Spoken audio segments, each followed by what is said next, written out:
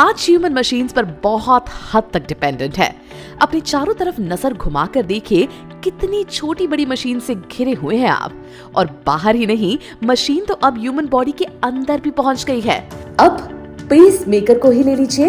ये एक ऐसा डिवाइस है जो उन लोगों में हार्ट की तरह काम करता है जिनका हार्ट बहुत वीक होता है और उसमें खुद से ब्लड पंप करने की ताकत नहीं होती।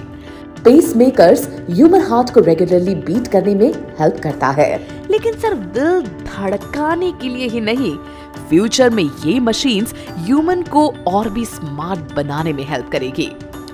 ऐसा ह्यूमन ब्रेन को मशीन से कनेक्ट करके किया जाएगा जिससे वो कंप्यूटर्स, प्रोस्थेटिक लिम्स और ऐसी और भी मशीन को स्मूथली ऑपरेट करने में सक्षम होंगे। कॉक्लियर इम्प्लांट भी ऐसा ही एक डिवाइस है। दुनिया में बहुत से ऐसे लोग हैं जो ठीक से सुन नहीं सकते। ये डिवाइस उनके ईयर और ब्रेन से अटैच होकर साउंड वेव्स को कैच करके डायरेक्टली उस नर्व तक पहुंचा देगी जो साउंड वेव्स को ब्रेन तक ले जाती है। और जैसे ही ब्रेन के पास वेव पहुंची तो वो उसे सुनने के लायक हो जाएगा। ये डिवाइस 2 पार्ट्स में डिवाइडेड होती है। एक पार्ट हियरिंग एड की तरह होता है जिसमें माइक्रोफोन फिट होता है। ये माइक्रोफोन दूसरे पार्ट से कनेक्टेड होता है जिसे ह्यूमन हेड के अंदर ईयर की स्पाइरल कैविटी कॉक्लिया में फिट किया जाता है। ये पूरा सिस्टम ना सुन सकने वालों को सुनने की ताकत देता है। इतना ही नहीं, फ्यूचर में थॉट कंट्रोल्ड बॉडी पार्ट्स की भी बहुत इंपॉर्टेंस होगी। आज जिन लोगों के हाथ या पैर किसी रीजन से एम्पुटेट हो जाते हैं, उनके लिए ये बॉडी पार्ट्स किसी ब्लेसिंग से कम नहीं होंगे। फॉर एग्जाम्पल, अगर कोई अपना हाथ लूज करता है तो फ्यूचर में उन्हें बायोनिक हैंड्स लगाए जा सकते हैं।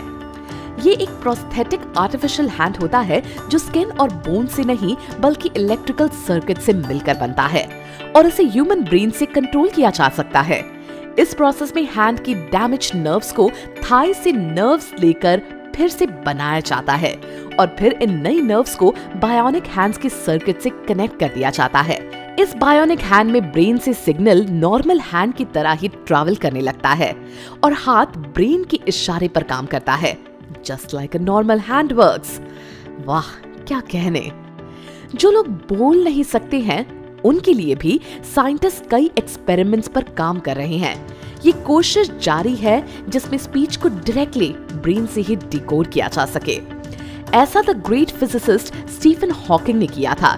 इस एक्सपेरिमेंट में वॉलंटियर की ब्रेन सरफेस पर कुछ इलेक्ट्रोड्स अटैच किए जाते हैं और फिर उन्हें किसी सेंटेंस को लाउडली पढ़ने के लिए कहा जाता है। जैसा ही वो ऐसा करते हैं, इलेक्ट्रोड्स उस सिग्नल्स को कैच करते हैं और कंप्यूटर उन्हें डिकोड करके साउंड में कन्वर्ट कर देता है। यानी जो भी वॉलंटियर सोच रहा है वही बात कंप्यूटर बोलने लगता है। That is some experiment, right? वैसे क्या आप बिलीव करेंगे कि फ्यूचर में पेरेंट्स डिजाइनर बेबीज को जन्म दे सकेंगे? डिजाइनर बेबीज का मतलब है जब पेरेंट्स बच्चे के ट्रेट्स और कैरेक्टर्स को डिसाइड कर सके। वो ये चूज कर सकते हैं कि उनके बच्चों की आंखें कौन से कलर की होगी या उसके बाल कर्ली होंगे या स्ट्रेट। जी हाँ, इस साइंटिफिक दुनिया में कुछ भी पॉसिबल है। इस कमाल की टेक्नोलॉजी को कहते हैं जीन एडिटिंग। जैसे आज किसी फिल्म को एडिट किया जाता है, उसमें से एंटी शॉट्स को हटाकर अच्छे शॉट्स को एक साथ जोड़ा जाता है, ठीक ऐसे ही की जाती है जीन एडिटिंग। इसमें लिविंग ऑर्गेनिज्म के जेनेटिक मटेरियल यानी डीएनए या आरएनए सीक्वेंसेस को रिप्लेस, डिलीट या न्यू स्ट्रैंड्स इंसर्ट करके इम्प्रूव्ड क्वालिटीज और कैरेक्टरिस्टिक्स के ब्रीड तैयार किए जाते हैं। अब इसका सबसे ज्यादा यूज क्रॉप्स और एनिमल फार्मिंग के लिए किया जाता है। ह्यूमंस में पेरेंट्स से बच्चे तक कोई डिजीज इनहेरिट ना हो, इसके लिए भी जीन एडिटिंग का यूज किया जाता है। पर आने वाले टाइम में क्या पता जीन एडिटिंग से ऑन डिमांड बेबीज का कल्चर बढ़ जाए। लेकिन सबसे इंटरेस्टिंग इनोवेशन वो है जो अब हम आपको बताने वाले हैं। ये ह्यूमंस की लॉन्ग लाइफ से जुड़ा हुआ है। आज ह्यूमंस जो 80 से 90 साल के हो जाते हैं पर उनका शरीर ठीक से काम नहीं कर पाता है, ब्रेन और ऑर्गन्स वीक हो जाते हैं, चीजों को भूलने लगते हैं और कोई भी एक्टिविटी करने के काबिल नहीं रह जाते। बहुत से एक्सपेरिमेंट लॉन्ग लाइफ को बेहतर ढंग से जीने के लिए भी किए जा रहे हैं। फ्यूचर में ऐसे टाइनी बॉट्स अवेलेबल होंगे जो बंद हो गए ऑर्गन्स को फिर से स्टार्ट कर सकेंगे। या जिन बॉडी पार्ट्स को किसी मेडिसिन की जरूरत है उस मेडिसिन को वहां डिलीवर कर सकेंगे। इतना ही नहीं, फ्यूचर में माइंड को कंप्यूटर में अपलोड किया जा सकेगा।